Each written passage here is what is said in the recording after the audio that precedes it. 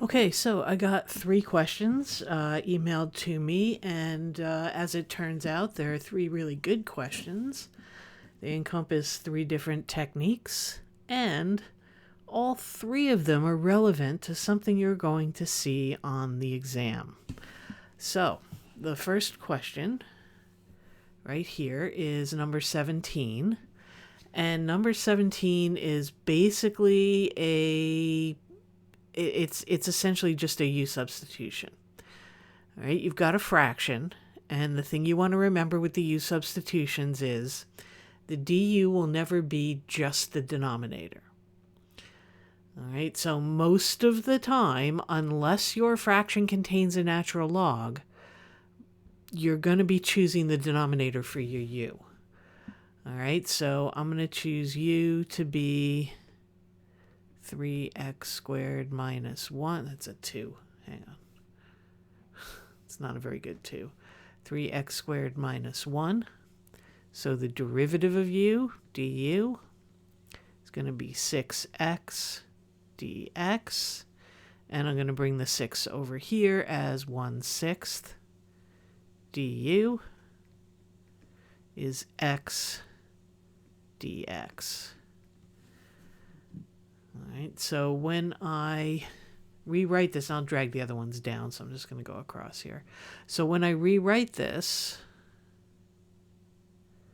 in terms of u, I'm going to take any constants I have in the problem and I'm going to bring them outside. So I'm going to bring the 2 outside, and I'm going to bring the 1/6 for my du out. Well, actually, I'll bring the 2 outside. So then I have x dx. X dx is 1/6 du. And then 3x squared minus 1, 3x squared minus 1 is u. So I end up with 2 times 1/6, which is 1/3, times the antiderivative of du over u. Whoop, du over u, not du over du. Du over u. And du over u is natural log. So it's going to be 1/3 ln absolute value of u plus c. Right, then you put u back in. So u is 3x minus 1. So this is 1/3 ln absolute value 3x squared minus 1 plus c. And then that would be your final answer for the indefinite integral, or the antiderivative of that function. All right. When you look at one of these, when you see a fraction, what you really have to remember is you don't have a quotient rule. So if you have a fraction, it's either a formula, which that is not, or it's a substitution. All right. If it's a substitution, look at the relationship between the numerator and the denominator. You should be able to take the derivative of the denominator and get the numerator to as close as you can, up to a constant. All right, so that's what's going on with that problem. So now number 41 here. This one is actually 2 problems in one. All right, I'm not going to look at this as a single problem, but I'm going to look at it as the difference of 2 functions. So in order to do this one, what I'm really doing is the antiderivative of x e to the x squared dx minus the antiderivative of x over x squared plus 2 dx. Each of these requires a u substitution. Each one requires a different u substitution, so you really have to do these problems separately and then put them back together. All right, so for this first one, I guess I'll use u and I'll use v because I don't want to use u for both of them. So over here I'll use u. So u with an e, if you have a combination of e to a power and then some like polynomial being multiplied, it's the power that you're looking at. All right. Again, most of the time with e, it's going to be the exponent, especially if the exponent is a function. So I'm going to let u be x squared. So the derivative of u, the derivative of x squared, 2x dx, and then I'm going to bring the 2 over as a 1/2 here.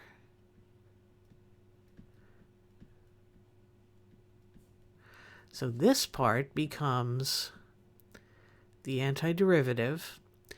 All right, so I have x dx and I have e to the x squared. So e to the x squared is u.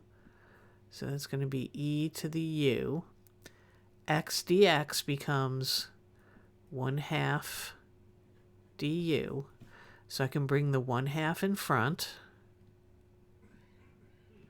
And then I've got e to the u du. All right, so that's the first one. And now this one I can take the derivative, the antiderivative of e to the u, which is just e to the u. So that's going to be 1/2 e to the u plus c. I'll say c1. And then, actually, no, just leave it. I was going to say I'll just put it at the end, but it's better if I do it this way. All right, and then u is x squared, so it's 1/2 e to the x squared plus c. So there's the first part of it.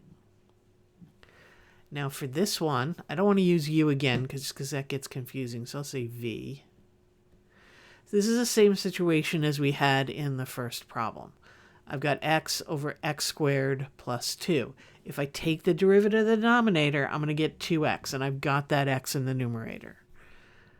All right, so I want to let v be the denominator. So dv is going to be 2x dx. I'm going to take the 2 over to the other side, so that's 1/2 dv is x dx. All right, so this one, excuse me, this one is going to be 1/2, because we basically did this one in the first. Du over u. All right, look back at the first working down. I forgot I was working down. All right, and this is again the natural log, so it's 1/2 ln absolute value of u, v, v, I forgot I was doing v, v plus c. So that is going to be 1/2 ln, what was v, was x squared plus 2. Plus another constant, so I'll say c2. All right, so my original problem was this one minus this one. All right, so my final answer, right, my big equal sign here, my final answer is going to be 1/2 e to the x squared minus 1/2 ln x squared plus 2, just plus a regular constant. All right. All right, so with this one, the approach you're going to take with something like this, actually the approach you're always going to take, even if you don't realize you're doing it, when you have a sum or a difference, is you're taking the antiderivative of each part. So here, they just happen to be two very different parts, so you really had to approach it as two separate problems and then at the end put it together. All right, so that was a good one. And then the last one is this one. And whoop. Got to drag it all the way down. All right, so we'll drag this one down here. All right, now I did one similar to this in class when we talked about substitution the other day. This happens to be a definite integral, so we'll treat it as a definite integral. But this is a situation where I don't have something and its derivative in the problem, right? In terms of the usual suspects, I would go for what's underneath the square root sign as my u. But when I take the derivative of that, I don't get x, I get 1. Right? However, I'm still going to make that choice.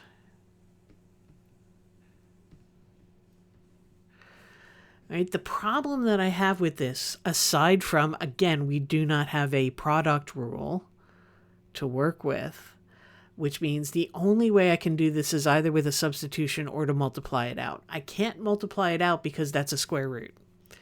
Right? If that was a square or an integer power, I would have the option to multiply it out, but I don't have that option here. All right, so the way we get around that is we turn it into something that you can multiply out. So what I want to do is, instead of having that difference inside the underneath the square root sign, I want to be able to move it outside. Because if I can have a single variable underneath the square root sign, and then something that's a sum or difference outside, then I could multiply it out. So that's what this substitution does, right? So I do the regular substitution. U is x minus 1, so du is just 1 dx. All right, but then I still have this x here, but I have an equation here that I can solve for x. All right, so x, I would add 1 to both sides, so x is going to be u plus 1. All right, so what I do is I turn my x into a sum, and I turn my x minus 1 into a single variable, and I'll be able to multiply it out. Now, I'm not going to worry about changing bounds here, so I'm going to drop the bounds and just work the indefinite integral and put the bounds back in at the end. All right, so my x becomes u plus 1.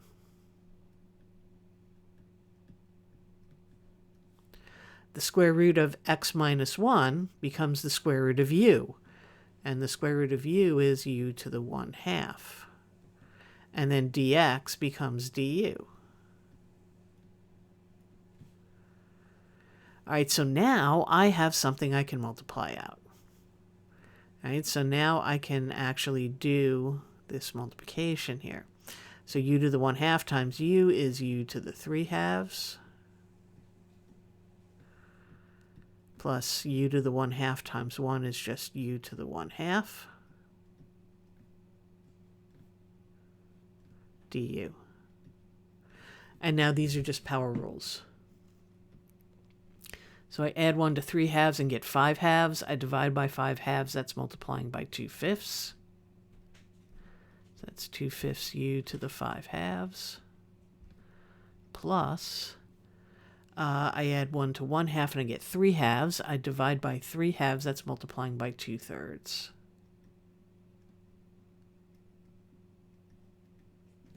Plus c for right now. All right, and then I have to substitute back in for u. So I get 2/5. U is x minus 1, so that's going to be x minus 1 to the 5/2 plus 2/3 x minus 1 to the 3/2 plus c. All right, so that's the antiderivative. So now for the definite integral, I'm going to get 2/5 x minus 1 to the 5/2 plus 2/3 x minus 1 to the 3/2 evaluated from 1 to 5. Okay, I'm going to do this in two parts. All right, so the first part is 2/5 5 minus 1 to the 5/2 plus 2/3 5 minus 1 to the 3/2 minus, now I plug in 1, So I get 2/5, 1 minus 1 to the 5/2, plus 2/3, 1 minus 1 to the 3/2. All right. Let's see. 5 minus, it's 4. All right, let me write this one. Let me write one more step down. So that's going to be 2/5 times 4 to the 3/2 plus 2/3 times 4, 5/2 to the 5/2. 4, just 4 to the 3/2. This is going to be 0 because 1 minus 1 is 0. So that's just 0. So this is all we've got here. All right, so 5/2 would mean the square root and then to the 5th power. So the square root of 4 is 2. 2 to the 5th power is 32. And 32 times 2 here with the 2/5 would be 64. That's going to be 64 over 5. Square root of 4 is 2. 2 to the 3rd is 8. 8 times 2 is 16. So that's going to be 16 thirds. And I don't have my calculator. All right, so this is going to equal whatever it equals. All right. I'm going to stop the video there. I don't have my calculator in front of me, and I only have one window available to record right now. All right, but that would be the idea. You could throw that in the calculator. Now, keep in mind, this worked out that I could write the fractions because those turned into perfect squares. If those hadn't turned into perfect squares, if that had been a 5 or, again, something I can't take the square root of, I would have gone directly to the calculator and gotten a decimal answer. All right, so those are the 3 questions I got sent to me. All 3 are relevant to something you're going to see on the exam. All right, so I want to say thank you to John for sending me these questions, and I will see you guys on Tuesday.